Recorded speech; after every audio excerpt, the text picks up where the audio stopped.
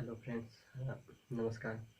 मैं अर्जुन मिश्रा। आज अपने इस वीडियो में हम देखेंगे सूर्य के बारे में कि सूर्य का क्या प्रभाव हमारे ऊपर पड़ता है, सूर्य किस तरह बना हुआ है और सूर्य का किस तरह से निर्माण हुआ है, सूर्य किन किन गैसों से बना हुआ है, सूर्य वो जो होता है वो भी गति करता है या नहीं करता है, उसकी ब्रह्मांड में किस तरह पहचाना गया और उसे ब्रह्मांड में पहले कैसे माना जाता था।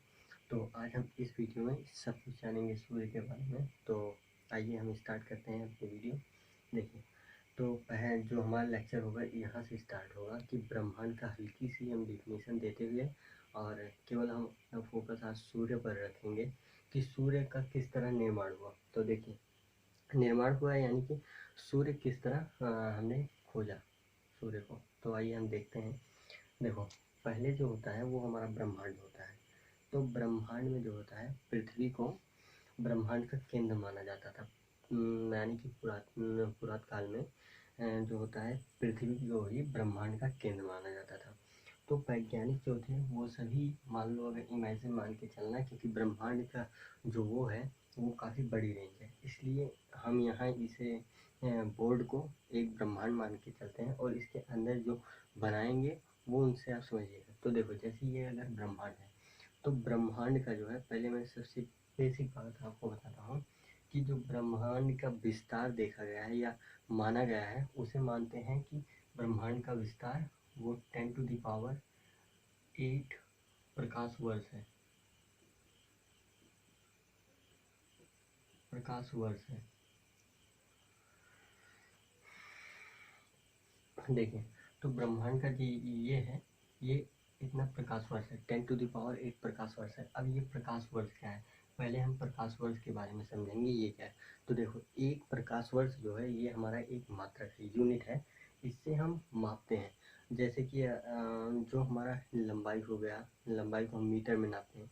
इसी तरह प्रकाश वर्ष जो होता है इसे हम खगोलीय विज्ञान के लिए ब्रह्मांड के किन्हीं दो पिंडों या किन्हीं दो धूमकेतुओं, दो ग्रहों और यानी कि उपग्रहों, उल्काओं, इन सभी को नापने के लिए हम प्रकाश वर्ष, क्योंकि ये जो प्रकाश वर्ष होती है ये बहुत बड़ी डिस्टेंस होती है, तो इसीलिए हम इसका यूज करते हैं। अब देखो, इसे इस बात से हम समझते हैं कि देखो, जैसे अभी कोई इंसान है, उसकी लंबाई को हम मीटर में नापते हैं या फीट में नाप लेते हैं।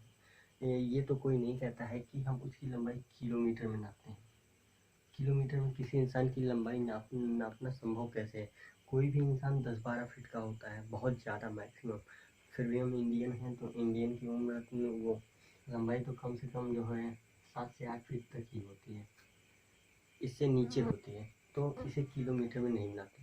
इसी हिसाब से अगर हम इन्हें किलोमीटर में नापेंगे तो ये बहुत बड़ा मात्रक है। अब प्रकाश वर्ष पहले जानते हैं कि ये कितना बड़ा मात्रक है। एक प्रकाश वर्ष में कितनी दूरी होती है। तो देखो, निर्वात में आप सब जानते होंगे कि निर्वात में प्रकाश की जो चाल होती है, तो निर्वात में प्रकाश की चाल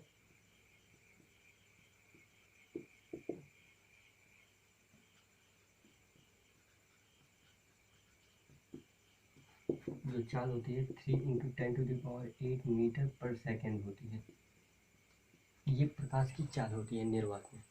अगर ये प्रकाश इसी चाल से 1 साल चले, यानी कि प्रकाश द्वारा निर्वात में 1 साल चली गई दूरी को एक प्रकाश वर्ष कहा जाता है। अब आप इमेजिन कर सकते हैं कि ये कितना बड़ा मात्रक है।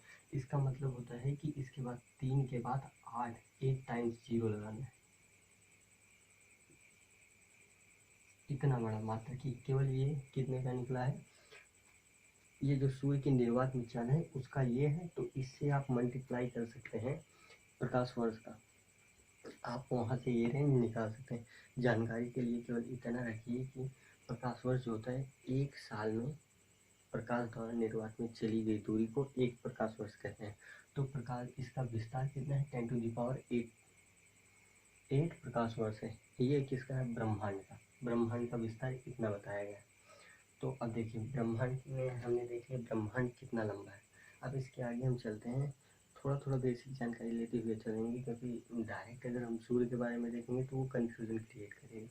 तो आइए अब देखते हैं, जैसे हमें ब्रह्मांड का पता चल गया ये लंबा है। अब देखो, अब इस ब्रह्मांड में जो है, ब्रह्मांड में हम आते हैं दूसरे टॉपिक पे कि ब्रह्मांड में पहले जो होता था, वैज्ञानिक जब उन्होंने देखा तो पहले उन्होंने पृथ्वी को, ये है हमारी पृथ्वी, इमेजिन करके चलना, क्या है पृथ्वी, ये हमारी है पृथ्वी। पहले पृथ्वी को ही क्या मानते थे, पृथ्वी को मानते थे कि ये जो है पूरे ब्रह्मांड का केंद्र है, ये ऐसा माना गया और ये काफ़ी समय तक माना गया। फिर एक टाइम आया, एक वैज्ञानिक आए, निकोलस कार्बोनिकस नाम के एक वैज्ञानिक आए, उन्होंने बताया, उन्होंने किसी दिन बताया था, उन्होंने बताया था 1443 से 1573 से 43 के बीच में बताया था, यानी कि ये उनकी उम्र दी गई है, इस बीच में वो आए थे। उन्होंने कहा नहीं, पृथ्वी जो है ये ब्रह्मांड का केंद्र नहीं है, बल्कि जो सूर्य है, सूर्य ब्रह्मांड का केंद्र है, इन्होंने ये बताया।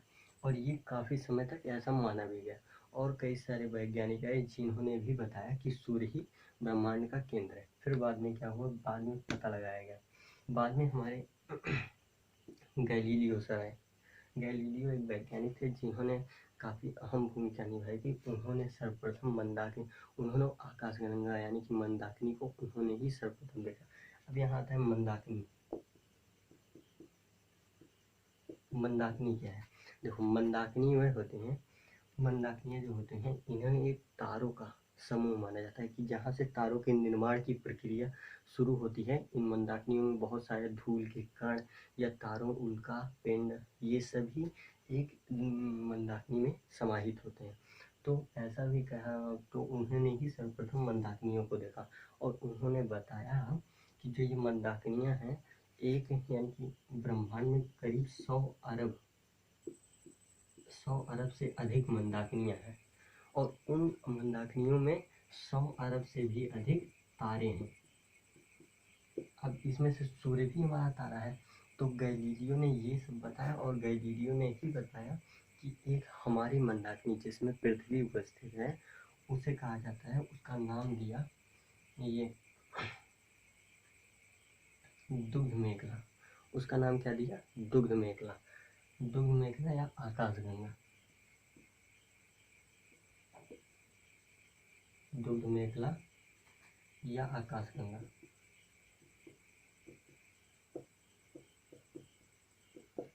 इसका नाम ये दिया। तो इसका नाम हम इंग्लिश में इसे कहते हैं मिल्की वे, इसे हम कहते हैं मिल्की वे। तो दुग्ध मेखला या आकाशगंगा के नाम से इसे जाना है। तो हमारी ये मंदाकिनी, हमारी अपनी एक मंदाकिनी की खोज हुई। इसे किसने बताया था, हमारे गैलीलियो भैया ने बताया कि जो है मंदाकिनी जो है, मंदाकिनियाँ होती हैं जो कि तारों और उनका समूह होती हैं, बहुत सारे धूल मिट्टी कण और उसमें उल्का, ये सब समाहित होते हैं। तो उन्हीं सभी के साथ हमारी एक दुग्ध मेखला आकाशगंगा की खोज हुई। अब इसमें देखा गया सूर्य। अब देखिए यहीं से हम सूर्य को देखेंगे। अब तक जो माना जाता था कि सूर्य, ये कौन बताए थे, निकोलस कार्बोनिकस ने बताया था कि सूर्य ब्रह्मांड के केंद्र में है, और ये कई सालों तक माना भी गया। अब इसके बाद जब गैलीलियो ने इस बात को बताया कि हमारी मंदाकिनियाँ होती हैं जिसके अंतर्गत अलग अलग के तारे, 100 अरब से अधिक तारे पाए जाते हैं, उसी में से क्योंकि सूर्य भी एक तारा है। तो जब हमारी मंदाकिनी पृथ्वी को देखा गया, तो क्योंकि उसका भी प्रभाव पृथ्वी पर पड़ रहा था, तो वहीं से फिर देखा गया। अब देखिए आगे चलते हैं। तो हमारी हम किस दुग्ध मेखला, यानी कि हमारी मंदाकिनी कौन सी है, दुग्ध मेखला या आकाशगंगा मंदाकिनी।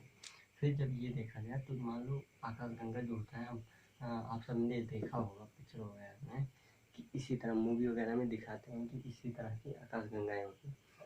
इसमें बहुत सारे तारे कण यानी कि घूमते रहते हैं। ऐसे हमारा यही सूर्य है। अब इसमें जो एक मंदाकिनी है, इसमें सूर्य को एक कोने पर 30,000 प्रकाश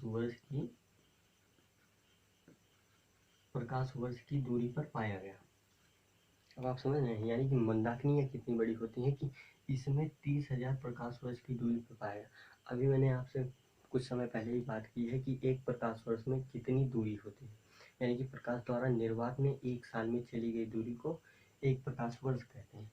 तो इतने प्रकाश वर्ष की दूरी पर सूर्य एक कोने में स्थित है। अब देखो सूर्य, क्योंकि अब सूर्य, अभी आगे हम बात करेंगे कि सूर्य क्या है और ये कैसे बना है? तो सूर्य बहुत बड़ा एक तारा है। एक ये भी गोलाकार गैसों का समूह है जिसका प्रभाव काफ़ी अधिक दूरी तक पड़ता है, इसलिए इसके आसपास के क्षेत्र को जो होता है हम कहते हैं सौरमंडल। अब यहाँ से हमने देखा और सूर्य की खोज की। अब सूर्य के बारे में यहाँ से हम पढ़ेंगे और सूर्य का प्रभाव या प्रभुत्व कहाँ तक है उसे भी देखेंगे। तो एक मिनट जस्ट आइए हम देखते हैं अपना आगे का चीज़ देखते हैं कि आगे मतलब कि हमने देख लिया कि जो मंदाकिनी है उसमें सूर्य 30,000 प्रकाश वर्ष की दूरी पर स्थित है। कितनी दूरी पर? 30,000 प्रकाश वर्ष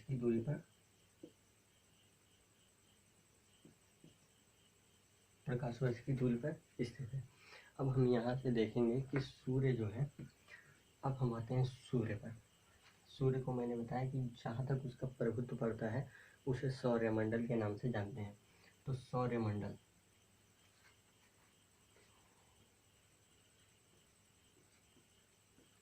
देखो ये सौरमंडल जो है, यानी कि मान लो इमेजिन करो कि देखो ये सूर्य है, सूर्य बहुत बड़ा गोला है।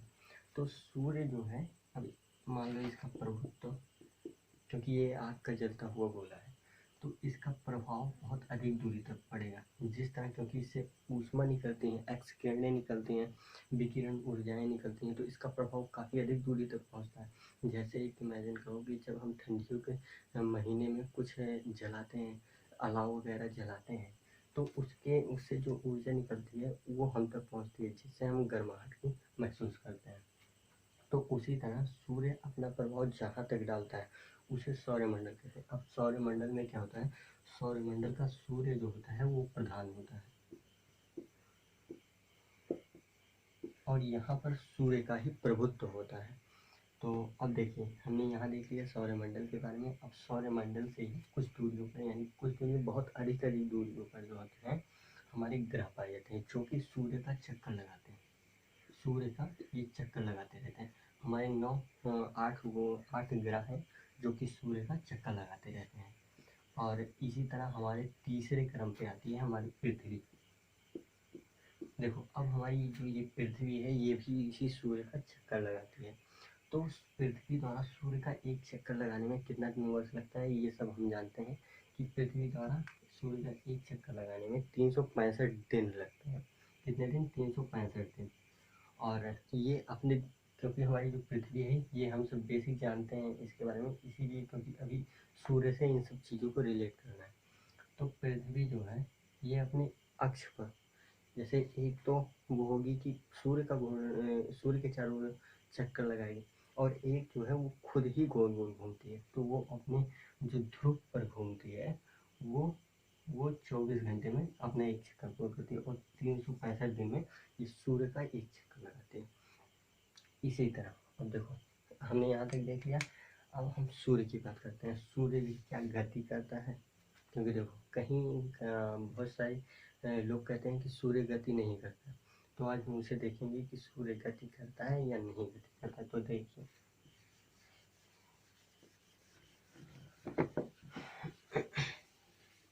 देखो जो हमारा सूर्य है वो भी गति करता है, ये सच्चाई है कि सूर्य भी गति करता है।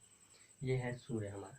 और सूर्य जो होता है ये मंदाकिनी, जो हमारी दूरबीन मेखला मंदाकिनी आकाशगंगा है, इसे हम मिल्की वे के नाम से जानते हैं। मिल्की वे के नाम से जानते हैं।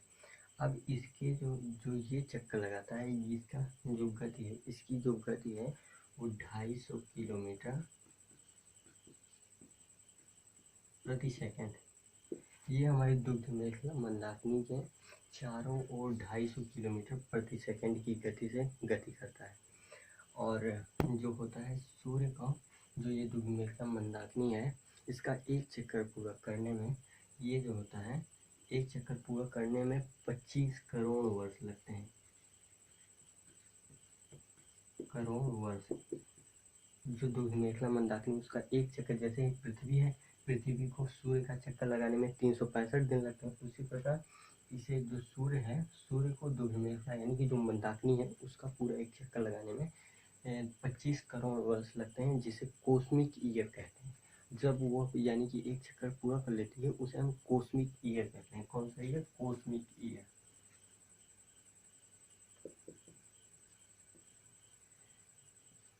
देखिए, इसके अलावा अब एक बात आपको और बता देता हूँ कि जो ये सब दूरियां हैं, और जैसे इसकी दूरी है, ये अलग अलग बुक्स में अलग अलग दी होती हैं, और जो इनकी कोई एग्जैक्ट वैल्यू नहीं है, क्योंकि ये सब भी कहाँ से हमारे वैज्ञानिकों ने बताया है और उन्हें बुक्स में लिखा गया है, लेकिन कोई उनके बीच जाके एग्जैक्टली तो नाप के नहीं आया है।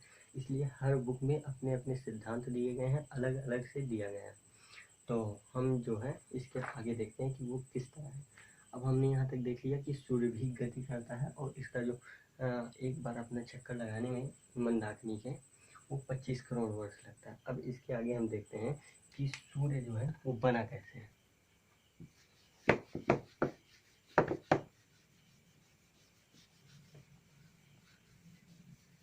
देखो, तो फिर हम देखते हैं सूर्य बना कैसे।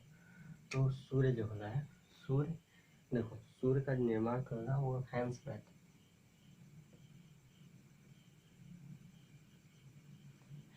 नाम के एक वैज्ञानिक थे, जिन्होंने बताया था कि 10 to the power 7 degree Celsius, 10 to the power 7 degree Celsius पर, यानी कि 10 के बाद 7 जीरो और लगाने हैं, इतने डिग्री सेल्सियस पर सूर्य का जो केंद्र है,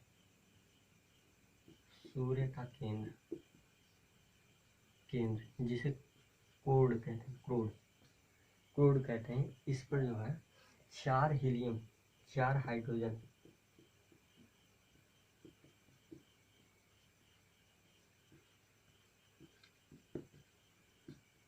हाइड्रोजन के नाभिक जो होते हैं वो मिलकर एक हीलियम के नाभिक का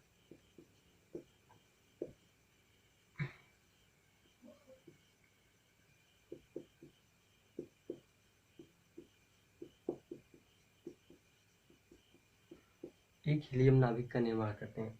तो जो होता है 4 हाइड्रोजन के नाभिक मिलकर एक हीलियम नाभिक का निर्माण करते हैं। मैं आपको थोड़ा बता देता हूँ। हाइड्रोजन जो होता है इसका परमाणु क्रमांक 1 होता है और इसका अणुभार 1 होता है। ये 4 मिलते हैं और जो होते हैं एक हीलियम नाभिक का निर्माण करते हैं, हीलियम क्या होता है? He। इसका जो परमाणु क्रमांक होता है वो 2 होता है, अणुभार कितना होता है? 4 होता है। तो ये इतना ये बनाते हैं। तो 4 हाइड्रोजन मिलकर एक हीलियम नाभिक का निर्माण करते हैं, जिससे यहाँ पर नाभिकीय संलयन होता है, यानी कि ऊर्जा हमेशा आती है, यानी कि हमेशा बनती ही रहती है। और ये ऐसा भी कहा जाता है कि यहाँ पर जो होता है ये है, तो यहाँ जो होता है नाभिक का निर्माण होता है, ऊर्जा का संलयन होता है, यहाँ पर ऊर्जा का निर्माण हमेशा सदैव चलता रहता है और ऊर्जा बनते रहते हैं। तो हम आगे देखते हैं, हमने ऊर्जा इनका निर्माण देख लिया। और देखो, इन्हें प्रमुख गैसें बता देता हूँ, इनकी कौन कौन सी प्रमुख गैसें। देखो, जो सूर्य के निर्माण में है वो हाइड्रोजन, ये जो हाइड्रोजन मैंने लिखा इसका महत्वपूर्ण योगदान होता है। ये कितना % पाई जाती है? ये 70% पाई जाती है, ठीक है। और इसके अलावा जो हमारी हीलियम है ये 27% पाई जाती है, और 27% के अलावा 2% जो होते हैं वो अन्य तत्व पाए जाते हैं, जैसे आयरन हो गए, कार्बन हो गए, ये सब पाए जाते हैं। देखो, अब ये जो मात्रक थे ये यानी कि माने गए हैं, ये कई सारी बुक्स में दिए गए हैं। ये 71% पाया जाता है हाइड्रोजन 71%। और यहाँ जो ये मैंने बताया ये 26.5% पाए जाते हैं हीलियम। और इसके अलावा जो 2.5% पाए जाते हैं क्या? हमारे अन्य तत्व, ठीक है। तो इस तरह से ये अन्य तत्व पाए जाते हैं। तो कई सारी बुकों में अपने अपने उद्देश्य हैं और वो अपना यानी कि अपनी अपनी चीज़ें एक्सप्रेस करने के तरीके हैं। तो कई जगह से कई कई थ्योरी आई हैं जिनमें कई सारे विचार प्रकट किए गए हैं। तो इसमें से आप कोई भी, सारे सही हैं, क्योंकि देखो कोई वहाँ पर एग्जैक्टली जाके उसके अंदर घुस के तो देखा है नहीं। अब उस बेसिस पे बताते हैं, कभी देखा गया हाइड्रोजन कितना है और हीलियम कितना है और अन्य तत्व हैं, तो सबको मिलाकर इतना माना गया है, ये दोनों वैल्यू सही। तो इसके अलावा अब हम देखते हैं कि जो सूर्य है उसके केंद्र का ताप, यानी कि सूर्य का ताप कितना होता है, तो उसे भी हम देखते हैं। Just 1 minute.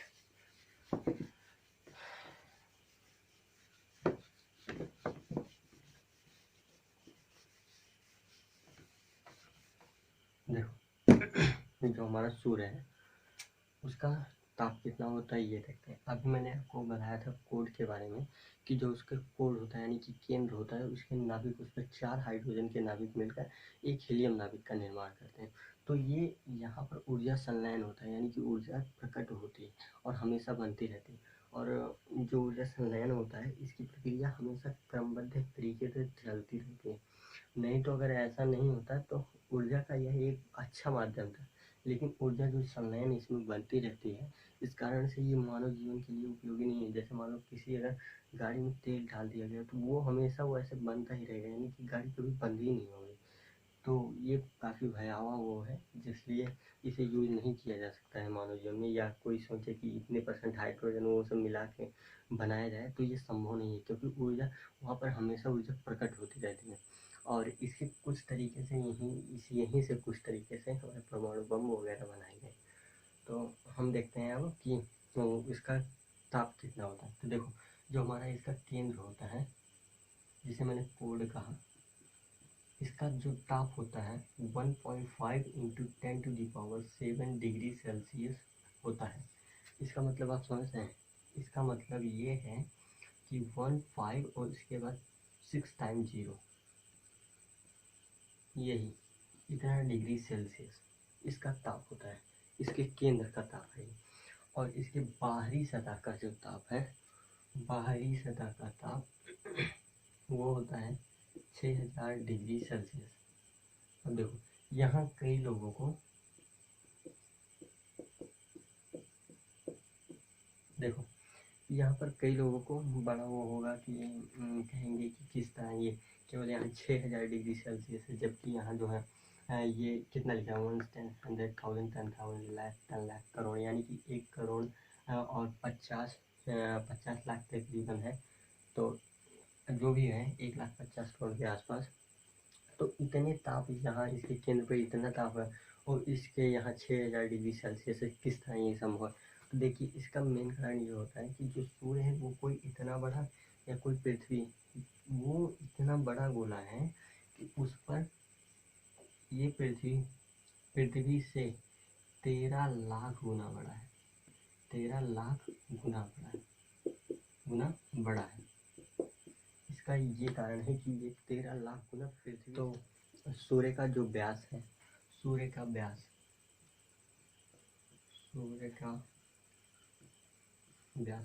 वो कितना होता है। सूर्य का व्यास जो होता है वो 13 लाख 92,000 किलोमीटर होता है। तो देखिए जो ये दूरियां हैं, इसमें कई सारी बुक्स में मैंने ये बात अभी पहले भी डिस्कस की थी कि कई सारी बुक्स में अलग अलग दिए गए हैं। कहीं यहाँ पर 84 दे देंगे, कहीं यहाँ पर 82 दे देंगे, तो इससे कोई फर्क नहीं पड़ता, क्योंकि एग्जैक्ट वैल्यू कोई नहीं नाप सकता है। क्योंकि सूर्य और उनके पास जाना, मैंने उनका ताप ही बताया कि उसके पास जाना या उसके पास जाकर कुछ मैंने मेजरमेंट करना संभव नहीं है। इसलिए इसे अनुमानित मान है जिसके हिसाब से ये निकाले गए हैं। तो इसकी दूरी इतनी होती है, जो कि पृथ्वी के व्यास का कितना गुना होता है। पृथ्वी के व्यास का 110 गुना, और पृथ्वी से 13 लाख गुना बड़ा होता है। बड़ा 13 लाख गुना होता है, और व्यास की तुलना में 110 गुना उससे अधिक। व्यास का लगभग 110 गुना अधिक है, पृथ्वी के व्यास से लगभग 110 गुना अधिक है। और ये क्या दिया गया है कि यहाँ पर ये जो पृथ्वी से 13 लाख गुना बड़ा है, और यहाँ व्यास के आधार पर देखा जाए तो 110 गुना है, जबकि पृथ्वी पर आकार की तुलना में 13 लाख गुना बड़ा है सूर्य। तो देखो जब इतना बड़ा है तो इसमें कई लेयर हैं, वायुमंडल के स्तर पर कई लेयर्स बांटे गए हैं। तो उनके विस्तार के जब हम और सूर्य के अंदर जाएंगे, यानी कि सूर्य के आंतरिक भाग को पढ़ेंगे, तो उसके अंदर देखा जाता है कि वो किस तरह बढ़ रहा है। तो उसके अंदर कई कई सारी परतें इतनी हैं जो कि मिलियन किलोमीटर दूरी तक है। तो उन सब के बारे में है, यानी कि सूर्य इतना बड़ा है कि इसके बाहरी सतह का ताप इतना हो जाता है। अब देखो हम बात करते हैं कि सूर्य का प्रकाश जो होता है वो पृथ्वी पर कितना पहुंचता है और कितनी देरी में पहुंचता है।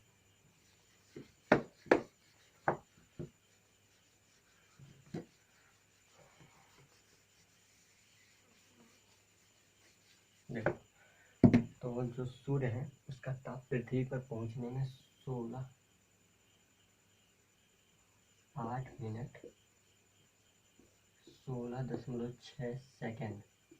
सेकंड पृथ्वी पर पहुंचने में लगता है। और इस पर जो होता है सूर्य का जो कितना अंश पहुंचता है वो पृथ्वी पर 2 अरबों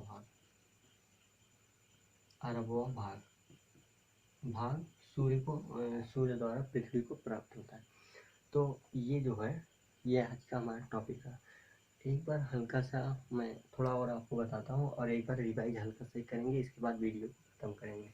देखो, सूर्य है और यहाँ से एक बात को हम और देखेंगे, अगली जब वीडियो आएगी तो उसमें हम देखेंगे कि सूर्य का जो ताप है यहाँ, क्योंकि देखो ये सब हाइड्रोजन, हीलियम और अन्य तत्वों से मिली होते हैं जिनसे यहाँ से परावैंगिक किरणें निकलती हैं जो कि अगर डायरेक्टली पृथ्वी पर आती हैं तो ये काफ़ी हार्मफुल होती हैं। तो ये वायुमंडल में ही, पृथ्वी का जो वायुमंडल है उसमें एक ओजोन परत आती है। तो ओजोन परत हमारी केवल इसी का परावैंगिक किरणों को शुद्ध बनाती है। समझिए कि वो हमारे लिए एक रक्षा कवच है जो कि हमारी रक्षा करती है। इन किरणों में जो अशुद्धियाँ होती हैं उन्हें निकालकर हमें सूर्य के प्रकाश को स्वच्छ रूप में पहुंचाती है। वरना अगर ये डायरेक्टली हम तक पहुंचे तो कई प्रकार के रोग और बीमारियां उत्पन्न होंगी जिससे जीवन कभी नहीं संभव होगा। तो यही ओजोन परत हमारी मदद करती है और इसके कारण ये होता है। तो आइए एक बार हम फिर से अपना देख लेते हैं हल्का सा रिव्यू कि किस तरह हमारी पृथ्वी को, बहुत जल्दी से उसे शॉर्टकट में देखेंगे, काफ़ी गहराई में नहीं घुसेंगे। देखिए, तो हमने सबसे पहले देखा कि ब्रह्मांड का निर्माण जो हुआ था वो कई सारी घटनाएं हुई थी, बिग बैंग वगैरह कई सारी थ्योरी दी गई हैं जो कि जिससे बताया गया है कि ब्रह्मांड का निर्माण हुआ था। तो बिग बैंग ये सब अलग टॉपिक है। फिर हमने आगे देखा कि जो होता है पृथ्वी को सर्वप्रथम पूरे ब्रह्मांड का केंद्र माना जाता था। फिर एक वैज्ञानिक आते हैं जिनका नाम निकोलस कार्बोनिकस था। उन्होंने यह बताया कि पृथ्वी नहीं बल्कि सूर्य पूरे ब्रह्मांड का केंद्र है। फिर इसके बाद आए गैलीलियो ने बताया कि जो उन्होंने अपनी एक अलग वो दिया कि जो उन्होंने उन्होंने माइक्रोस्कोप से देखा कि कई सारी मंदाकिनियाँ हैं। उन मंदाकिनियों के अंदर सूर्य स्थित है। तो यहीं से स्पष्ट हो गया कि सूर्य तब तो ब्रह्मांड के केंद्र में स्थित नहीं, क्योंकि मंदाकिनी जब है उसके ऊपर भी कोई है तो कैसे सूर्य बन सकता है। तो सूर्य ने भी अपना ब्रह्मांड का केंद्र होने का अस्तित्व खोज बैठा। इसके बाद फिर हमने देखा कि जब उन्होंने बताया तो उन्होंने ये बताया कि जो ये मंदाकिनियाँ हैं इनमें 100 अरब तारे होते हैं और 100 अरब मंदाकिनियाँ हैं पूरे ब्रह्मांड में, इससे अधिक। और 100 अरब और उन मंदाकिनियों के अंतर्गत 100 अरब से अधिक तारे भी आते हैं। तो यहाँ से ये 2-3 चीज़ें डिफिकल्ट है, यानी कि हमें समझ में आई। इसके बाद हमने देखा ये कि सूर्य किस तरह से बना, सूर्य का निर्माण कैसे है, सूर्य भी किस तरह गति करता है। तो सबसे पहले हमने जो देखा सूर्य किस तरह गति करता है, तो सूर्य जो है 250 किलोमीटर प्रति सेकंड की गति से मंदाकिनी अपनी, यानी कि द्युतिमेखला मंदाकिनी के चारों ओर चक्कर लगाता है और इसे अपना एक चक्कर पूर्ण करने में 25 करोड़ वर्ष लगते हैं। मैंने ये दोनों चीज़ें देखा हमने। फिर इसके बाद हमने देखा कि जो सूर्य है, एक एक पॉइंट मैं यहाँ करके बता देता हूँ। फिर देखो, फिर यहाँ देखो, हम लोगों ने देखा दूसरी चीज़ कि जो सूर्य है, सूर्य का निर्माण कैसे होता है। तो सूर्य का जो निर्माण होता है वहाँ पर जो उसका नाभिक होता है उस पर 4 हाइड्रोजन के परमाणु मिलकर एक हीलियम नाभिक का निर्माण करते हैं, जिससे नाभिकीय संलयन होता है, यानी कि वहाँ पर ऊर्जा का निर्माण होता है। तो जहाँ पर ये देखा गया कि 70 से 71% क्या होते हैं, ये इसे इस तरह याद कर लीजिए, 70 से 71% हाइड्रोजन, और इसके बाद 26.5 से परसेंट से कितने परसेंट तक, 27% तक हीलियम, और इसके बाद ये आता है हमारा कि जो अन्य तत्व हैं वो 2% से 2.5% तक अन्य तत्व। तो हमने देख लिया ये सूर्य का निर्माण किस तरह होता है। इसके बाद हमने देखा सूर्य का ताप कितना होता है। तो जो सूर्य का ताप होता है वो उसके केंद्र पर जो सूर्य का ताप होता है वो मैंने बताया कि 1.5 × 10⁷ डिग्री सेल्सियस ये होता है इसके केंद्र का ताप, जिसे मैंने बताया था 15 के बाद 6 जीरो लगा देना उतना हो। और इसकी यानी कि बाहरी सतह का जो ताप होता है वो 6000 डिग्री सेल्सियस होता है, 6000 डिग्री सेल्सियस हमने ये देख लिया। इसके बाद चौथा हमने जो इससे यानी कि इससे पहले देखा था, इसलिए मैं यहाँ चौथा बता रहा हूँ कि जो क्या देखा था हमने, चौथा पॉइंट हमने देखा था कि जैसे देखो सूर्य का कितना भाग पृथ्वी पर पहुँचता है और कितने मिनट में पहुँचता है। ये देखा था हमने कि 8 मिनट और 16.6 सेकेंड में सूर्य का ताप हम तक पहुँचता है, यानी कि पृथ्वी तक पहुँचता है।